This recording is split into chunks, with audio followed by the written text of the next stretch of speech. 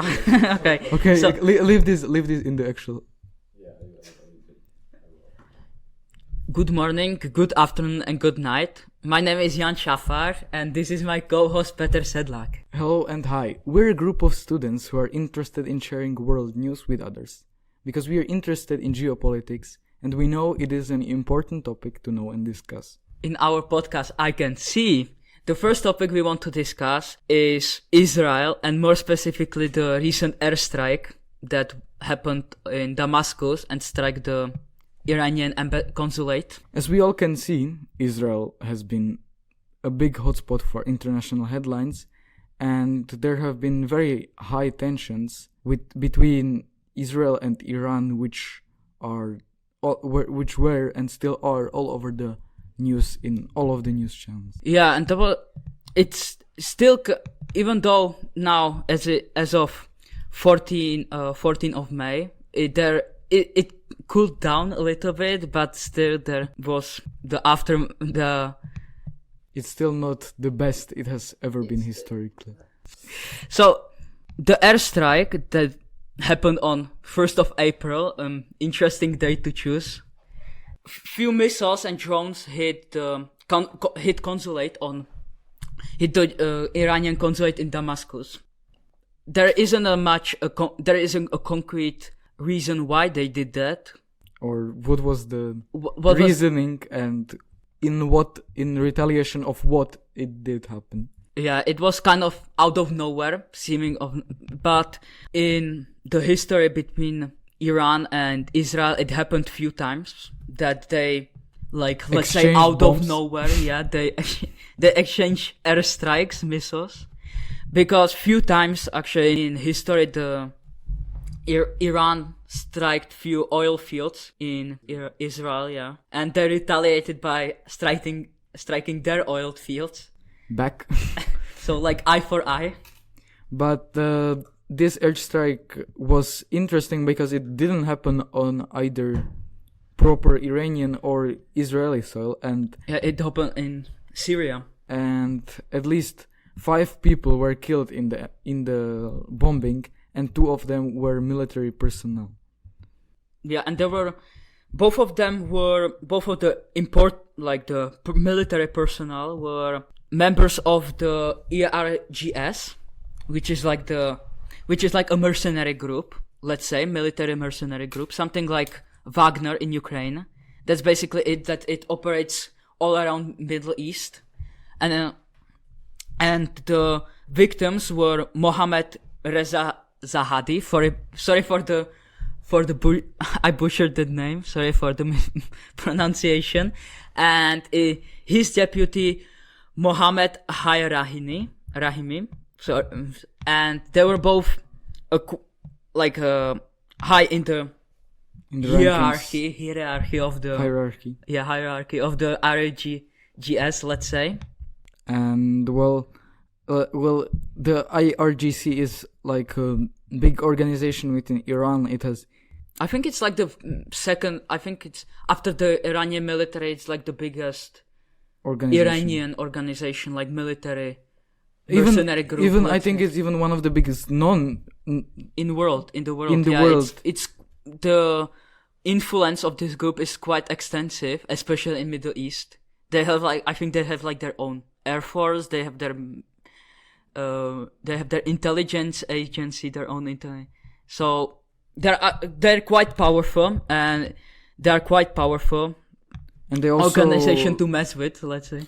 They also have quite a few missile bases in different countries, surprisingly, and they operate the various different secret tunnels in between Iran and other countries, which were used to send supplies, bombs, especially to Gaza. Yeah, and also to maybe to Syria, that is now still in civil war. They still send support there.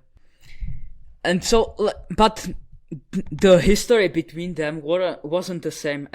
That it came to this, that it wasn't the same in the past. It wasn't the same always. That, for example, during the Shah's reign in in between 1953 and 1979. Yeah, after the occupation, after the World War II ended in Iran, that they were actually in good terms with Israel. Iran was in good terms with Israel. They even had ambassadors between them, which in this day is quite unimaginable that these two countries would have a embassy and like cooperated, traded with each other. Even Mossad, the intelligence agency of the Israel, trained a little bit, partially trained the Savak, which is the intelligence agency of Iran. In back in those days. Yeah, back in those days. However, that changed obviously after the revolution in 1979. Yeah, it changed because it was the Islamic takeover, and since Israel is a Muslim. Isn't Muslim. The major religion isn't Islam, yeah. It's Judaism. Okay.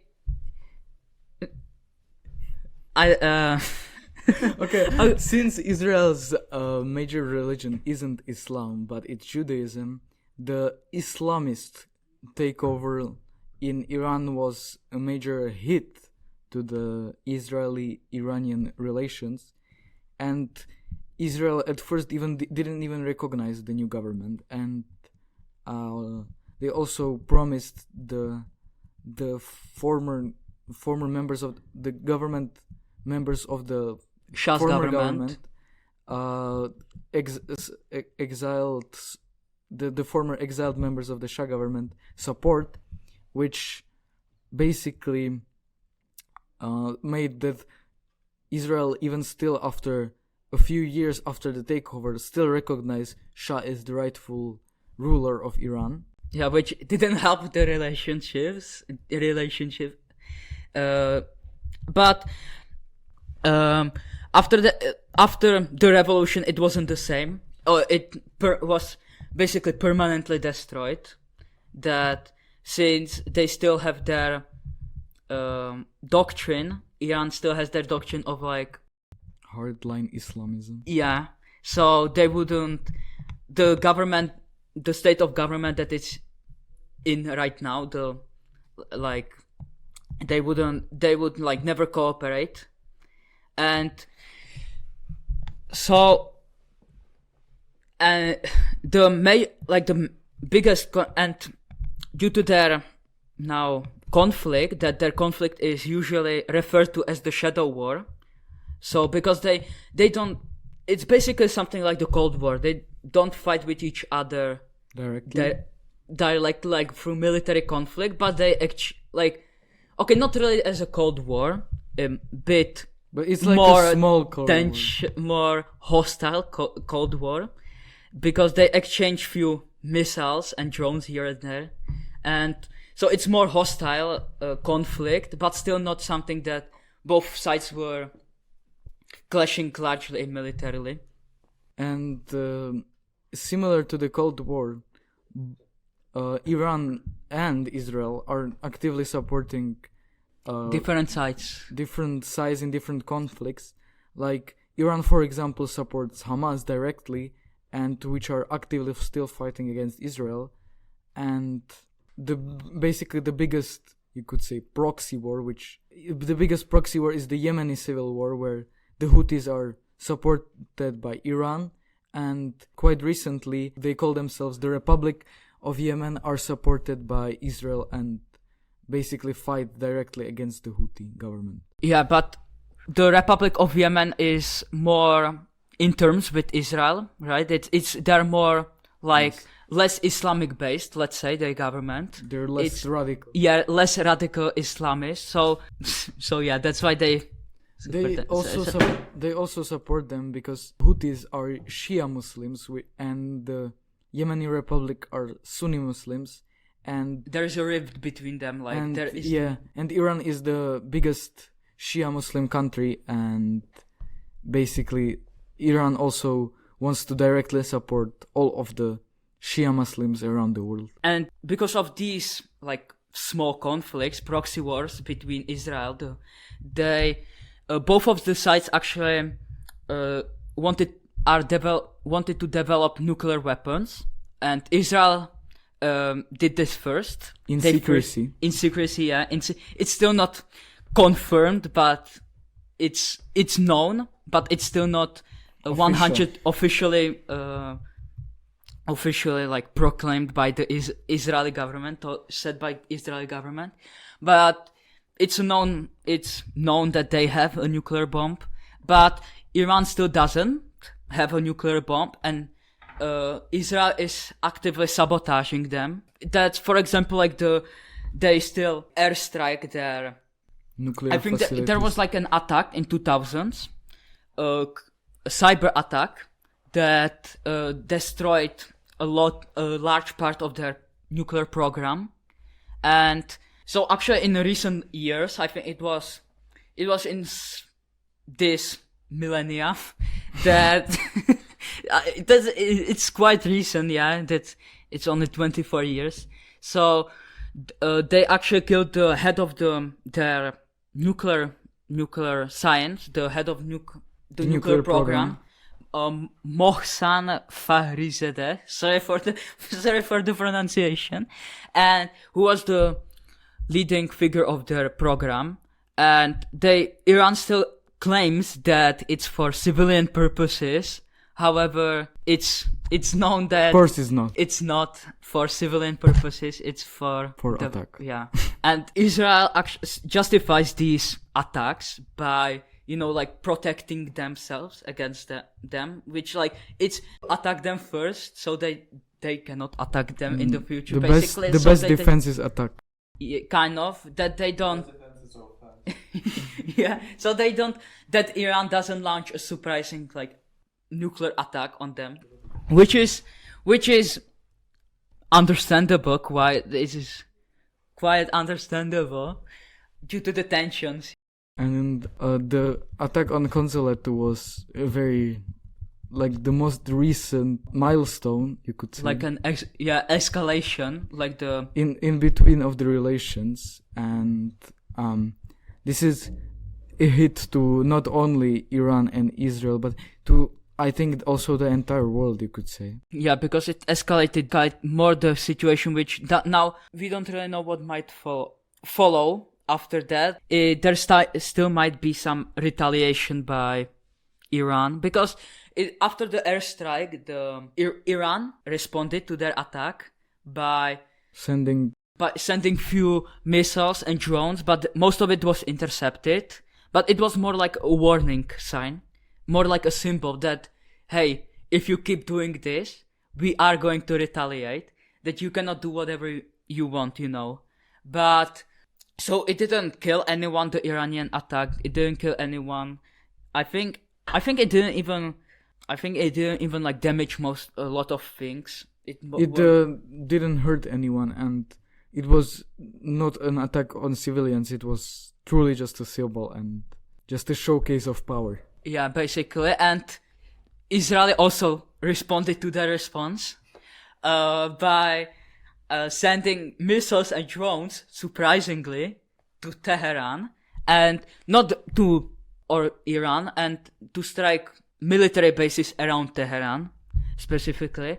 And I think most of these were also didn't do large damage, but I think as of 14th of May there was a retaliation over the retaliation of the retaliation. So we have to wait, I guess, if they are going to respond to the response, or if they are just going to let it be, let's say. It may be. It's not likely that there will be a real war between the two countries, because they're a distance, quite. They don't border each other, so there is and neither Israel or Iran has a capable navy of landing real troops in either countries. Yeah, so it's highly unlikely that they go in a direct conflict between each other. But that's why the nuclear bombs are a threat, because that can be that instead of militarily launching an attack, they can nuclearly launch an attack and they can destroy each other. At least if Iran develops a nuclear bomb, since Israel is much smaller, they are much more concentrated in one place. They can destroy much more things with fewer nuclear bombs, and so most importantly, much more civilians. So that would be devastating if a day comes at this. And this conflict has also been taken out of the Middle East, as the EU has also highly, I think it was the interest in this. It has a high interest in Middle East as well, also united. As the Ukrainian and Russian war basically blocked all exports from Russia, which means that the EU has to get oil and especially natural gas from Iran, which leads into, EU cannot really pick a side in this conflict, because if they pick the side of Israel, then they won't get anything from Iran, and if they pick the side from Iran, they may anger a lot of people, a lot of allies of Israel, especially Saudi Arabia, which is the second most major oil exporter from the Middle East. Yeah, but I think, that's why they don't want. They're like in the middle. Let's say. I think they didn't react to it that much. They didn't like officially state it there. I only think I heard the speaker. Maybe it wasn't directly in the European Parliament, but I heard the speaker of the European say that the attack should not have happened, and that was it basically. But that's a similar response to the US one. That US basically also responded kind of like that, in the same way that they basically say that, hey, you cannot, it's not cool of you to do this, but they did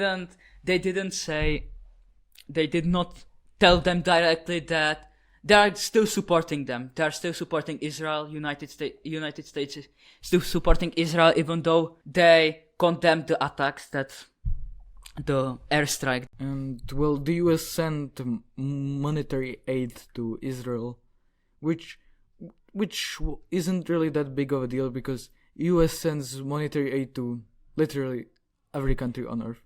Yeah, if they except communist Russia. Yeah, except communist countries. Yeah, except these guys. But everyone who is not communist gets aid from America. Yeah, if they ask for it, if they are very nice and ask for it, especially if they get something, if USA gets something out of it, because they want to, especially in the Middle East, they want to basically aid everyone because everyone has oil. Except of Israel. Except of Israel. But they aid Israel because they're a historical ally, and they were one of the major they were like the major player in their in Israeli creation of Israel, so it would be kind of backstabbing if they told them like, no, you don't get any aid because you don't have any oil. It would be. Yeah. It's also important to note that Iran also cancelled their Israeli embassy very recently, actually, because there was an Israeli embassy, but I think it was converted to Palestinian. Yeah, embassy. It was converted to Palestinian embassy, and as a support for Palestine. And however, this was not like unexpected, because Israel has not had an Iran embassy since I think like late 80s or maybe even early 19th in Iran. Yeah, the Iranian embassy in Israel, there wasn't any. It was cancelled during the Islamic takeover. It was. Okay, so it was converted to the Palestinian embassy. So basically, now what is left for us, for everyone, basically, is to just wait and see how it develops. I can see that we have to wait and see how it develops, how this situation develops, because now it's not, there is nothing we can do. So we just have to wait until and see how it develops, how the situation develops, and what might follow in the future. So I think that's it for today. See you in next episode. Like, subscribe, Hit the like button 4 times. smash that notification bell. Like the bomb smashed embassy. Donations. Connect to your mom's account and subscribe. Donate And see you- on Patreon. And your grandmother as well. Yeah, and Joe Rogan will be in next episode. Yeah, Joe Rogan will be the host of next episode. Okay, see you next episode, whenever that is. See you next episode. Bye!